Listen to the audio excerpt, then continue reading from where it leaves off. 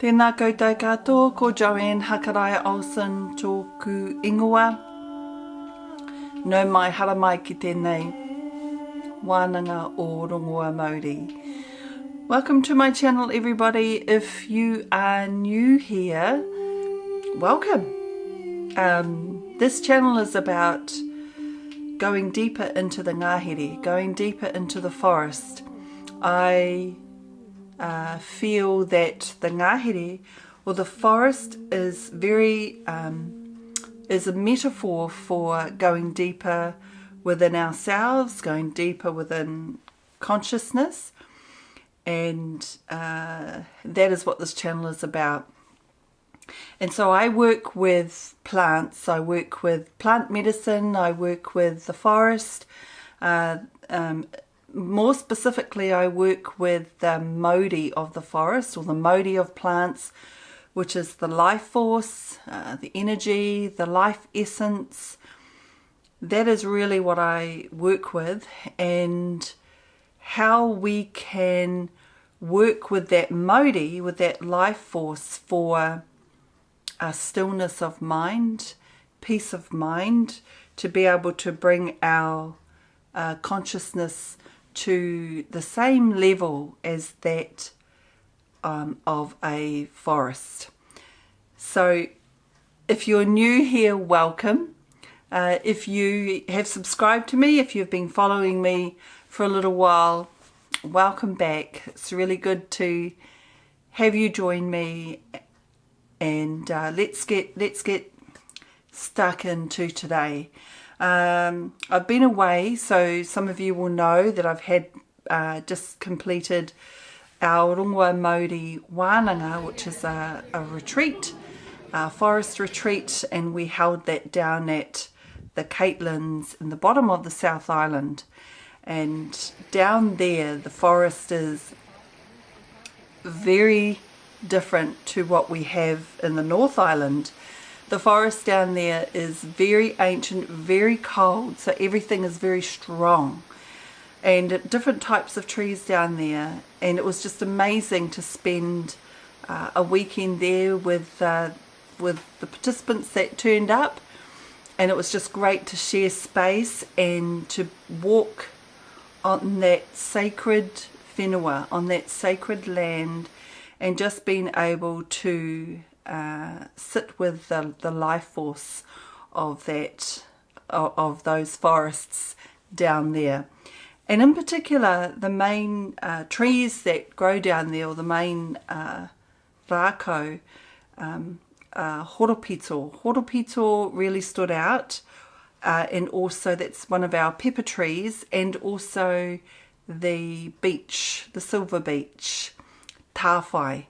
That really stood out, and it was just wonderful to be able to be in their presence, and just sit in the sacredness of those particular trees. So yes, wonderful to be back, but I've taken a couple of weeks off in delivering these videos to you. Today is about healing, hands-on healing, body work, massage, body work and massage, healing, hands-on healing, more particularly the healing side of body work. And I wanted to share that when I was ill back in 2008, I remember just going I remember starting out on my healing journey, and that comprised of lots of things, but one of the main components that I wanted to bring into my life was healing, and in terms of body work or massage. And not just any massage. I wanted to find somebody that could hold space for me, because I was at a very fragile time in my life, and I knew I wanted to unpack, unwind all memories, stuck emotions that were there. I just really wanted to be held by someone that could hold space for me, and to be present with me. And I searched for a long time to find somebody that could hold that space. And everywhere I would go, if I travelled to the East Coast or the West Coast, I would look for somebody that I knew was an intuitive healer, and I would book in with them, just to experience, to be in that present moment of hands-on healing. Because I had a challenging time trying to find someone way back then in 2008, I knew that when I had come through my healing experience, that is what I wanted to do. I wanted to be able to provide hands-on healing, working with body work. I wanted to provide traditional Māori healing. And back then, there weren't too many teachers or courses or workshops that there are now. You couldn't just rock on up to a weekend workshop and learn, because it was not as recognised as it is today. Back then, it was by referral only, like you heard through a cousin or through the grapevine that such and such was doing miri, which is Māori healing. Such and such was doing miri. You can contact her here. They had no website. There was no way to find them unless it was through word of mouth, and that's how it was back then. It took me a while to find a Māori healer back then in 2008, and I was living in Auckland, but I did find one eventually. But I knew that perhaps that the time that I was looking for a healer was meant to happen, because it was in that moment that I decided this is what I want to do, because how I want people to place their hands on me for healing is a particular way, because I knew that what I required was someone to hold space for me and to provide a nourishing space where I could just feel comfortable and safe to let go in a safe space. And I don't mean letting go as in crying or screaming. I don't mean in that way. I mean to let go of the need to control how I felt, or the need to hold it all together, because most of us that are going through healing experiences, that is a major what's the word, hiccup or blockage that's in our life, is it's our need to control outcomes. I knew that I had to let go, and I wanted a safe space to be able to let go. There were a couple of healers that I went to where they provided massage, and that's what I was looking for. It didn't matter what it was, what type of body work, as long as it was healing. So I received massage. There was one particular wahine practitioner who, she was intuitive, and as soon as she placed her hands on me, I felt her healing hands. And it's not anything spectacular. All it was just placing her hands on me in a caring and loving way, like she cared and wanted to be present with me, and I really appreciated that. And even throughout the session, she didn't follow a massage framework, or she just worked intuitively, and she went to the areas where I was in pain, or areas that were inflamed, and she stayed there. She just placed her hands in those areas and stayed there longer than what was required, or she stayed there longer enough for me to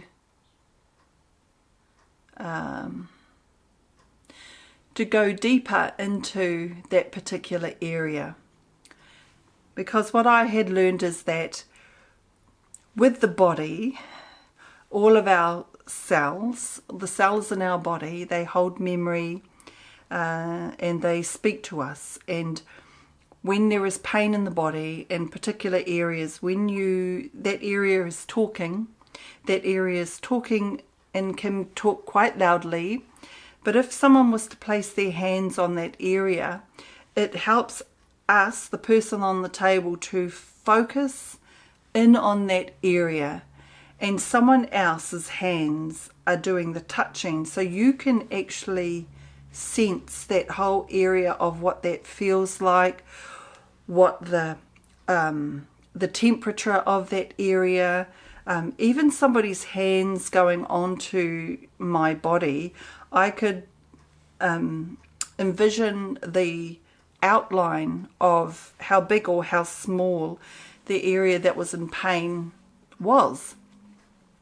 And all of this was information for me, but it was also information for me to know how I wanted to work when I did this healing work. And so I could sense everything that she was doing, and also sense the pain that was in my body, and I was getting a better picture of what it looked like. As she worked that area, because it's a cell and because it's a memory, I noticed that there were particular memories popping up. Like they were just floating in, floating out, floating in, floating out. People's faces would float in, they'd float out. But I could see them, and I could see it, and I remembered them.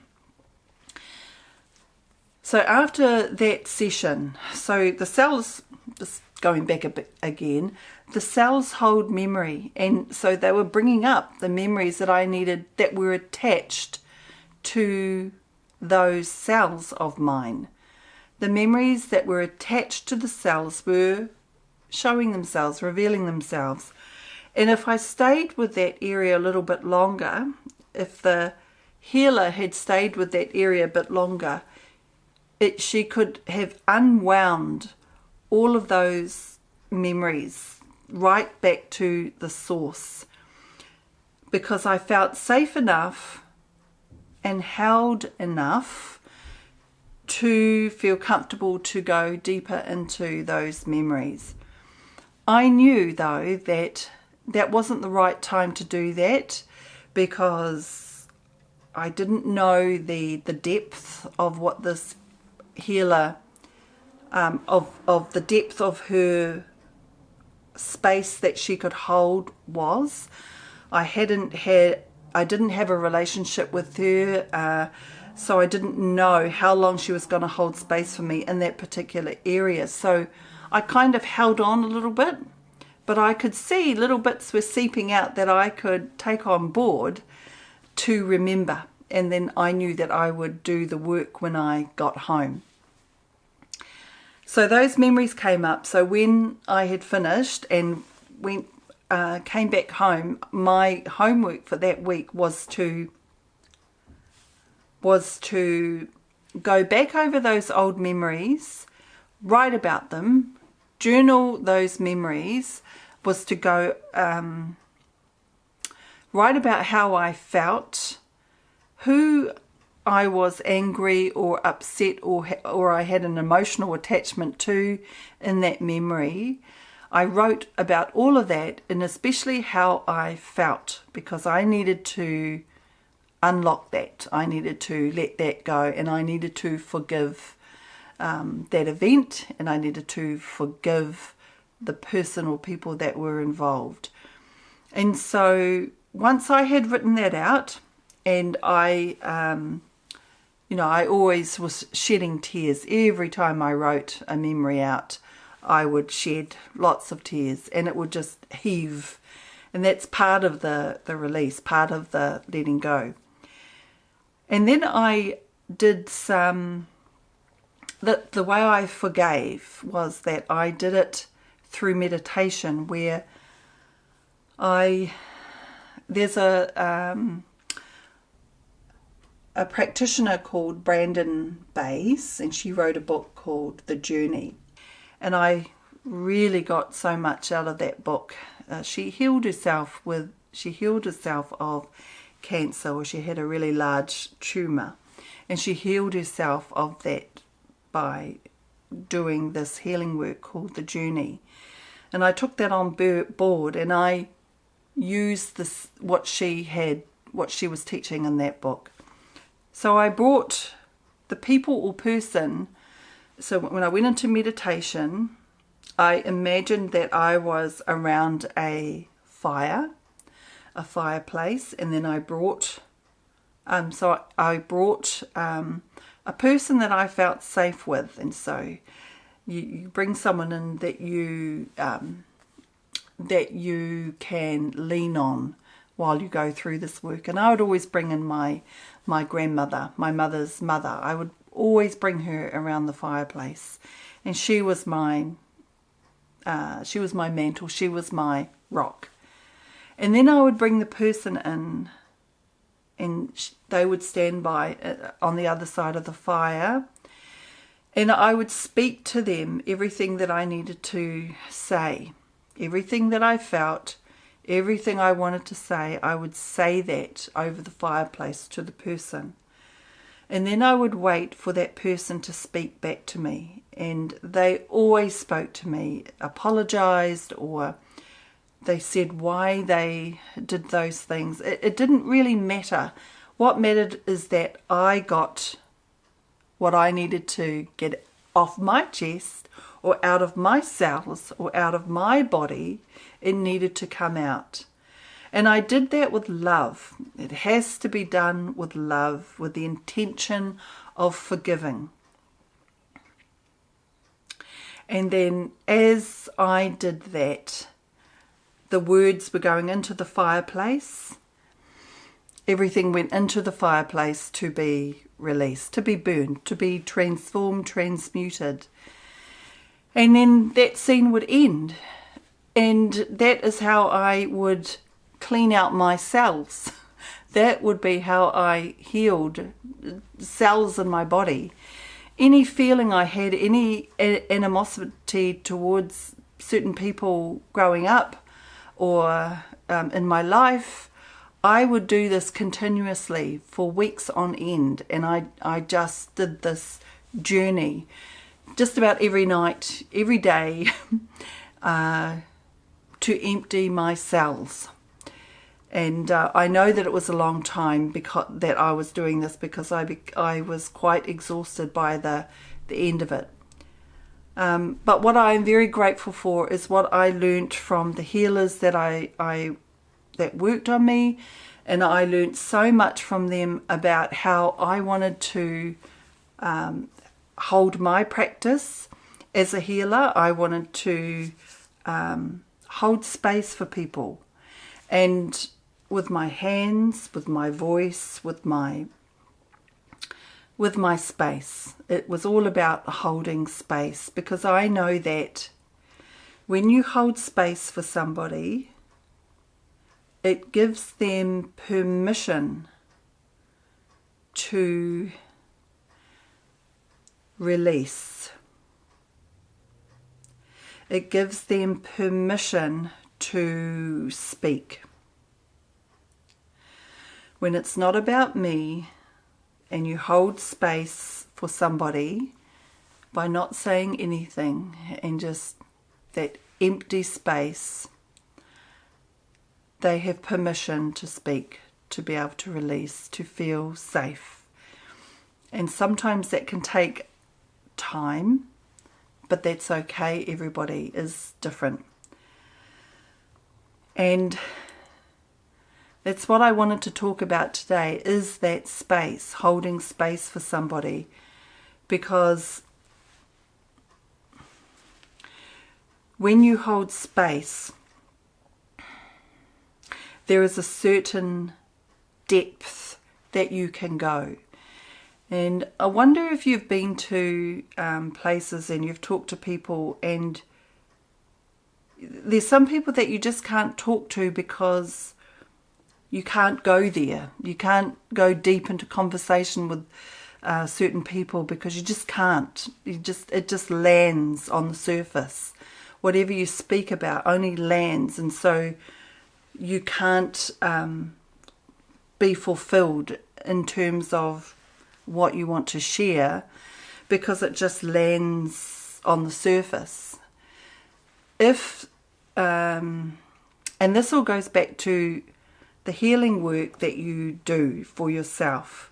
The more healing that you do, the more emptying, releasing, the more of that you do, you are literally excavating yourself of stagnant energy, blocked memories. You are releasing, you are emptying, you're excavating your puna, your space, your sacred space. The more that you release, the more that you excavate, the deeper the space that you have to hold space for somebody else. Yes. The more that you excavate, the more healing work that you do for yourself, the deeper the space that you can hold for somebody else. If you have somebody that comes to see you that has been through something horrific, so a trauma that needs to land somewhere, if you don't have the depth within your consciousness to hold that, I feel it would be quite dangerous. I feel it's that person that comes to see you, they know how much depth you can hold. They know how much space that you can hold for them. So therefore, trickles of information will come out. The less that they will release on the table or through their voice. And I know this because while I was on the table, I knew I could have released a little bit deeper, but I held back because I knew that, one, we could have been running out of time. Two, I didn't know this healer, and I didn't know how much depth she had within her to hold what I was going to release. And number three, if she didn't have that space to hold, or that space to for whatever I needed to release, that it could land somewhere, if they didn't have that space, then I would feel it would just come back to me. It would just, and it would feel very depleted. It had nowhere to land, so it would. I would have felt depleted.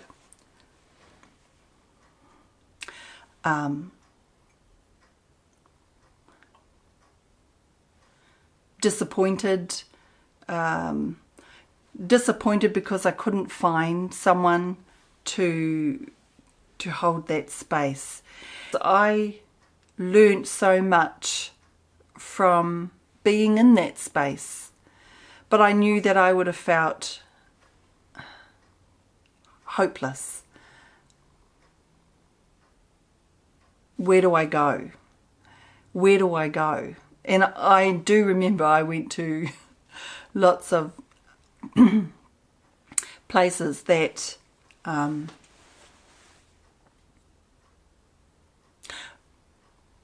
were the wrong places. You can tell when you've found somebody that can hold space for you, because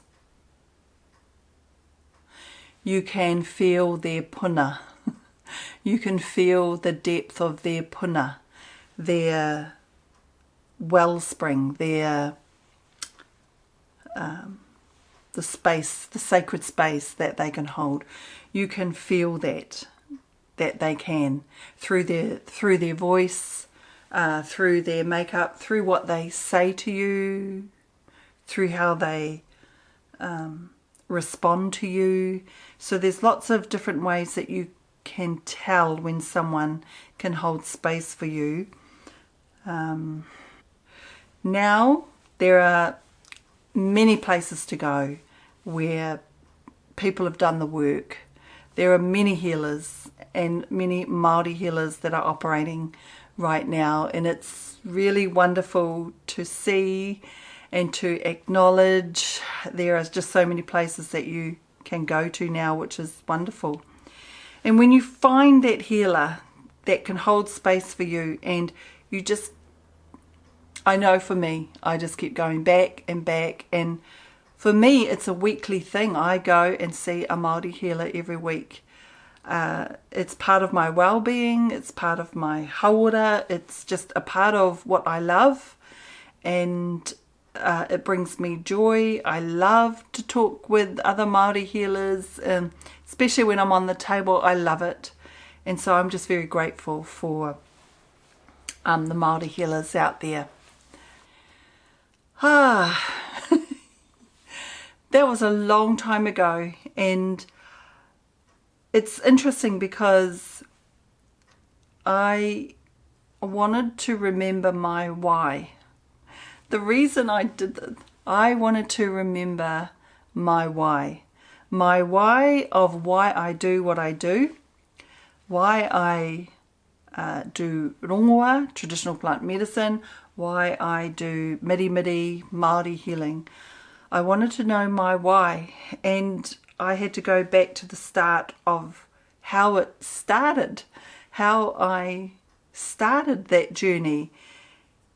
And it was really wonderful to remember that it was because my why was because I wanted to provide to others what I needed at the time for my own healing. And I wanted to hold space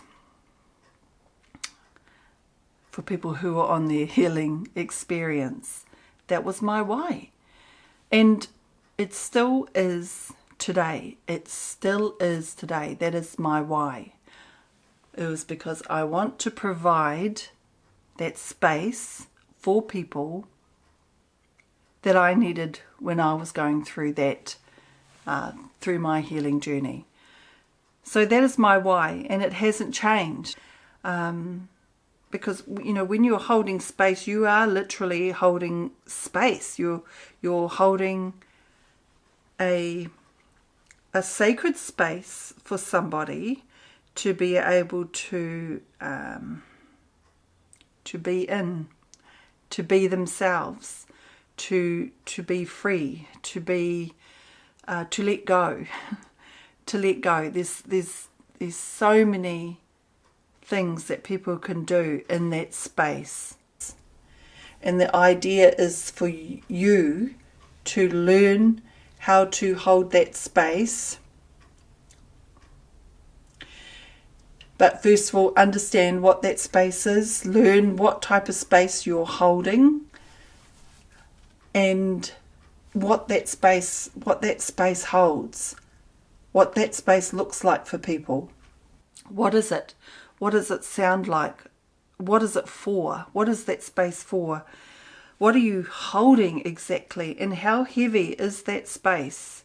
Because you can feel that space become quite heavy, right? And you can feel that space become quite heavy once someone starts to release and even talk and share what they need to share. It goes into that space and you can feel it starting to weigh down.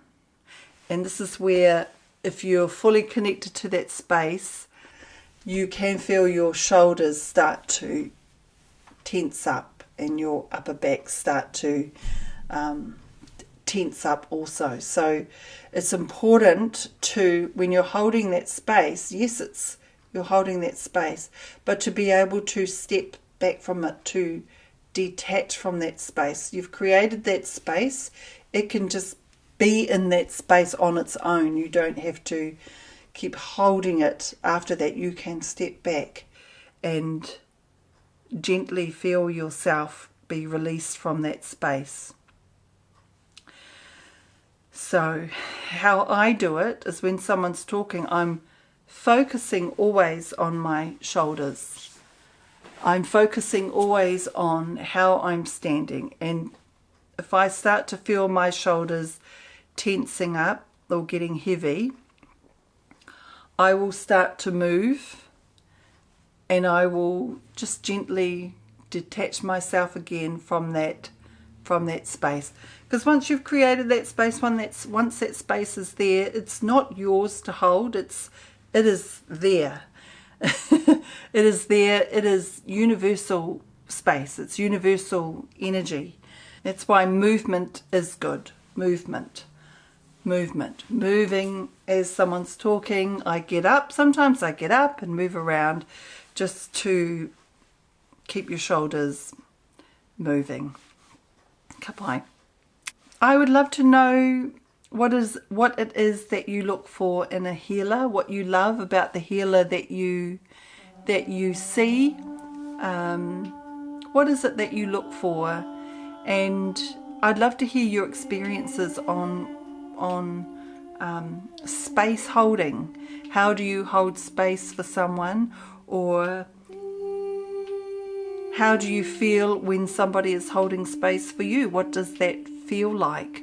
I would love to hear your comments, and because we're always growing and we're always learning, so be lovely to hear from you. Ngā mihi nui ki a koutou.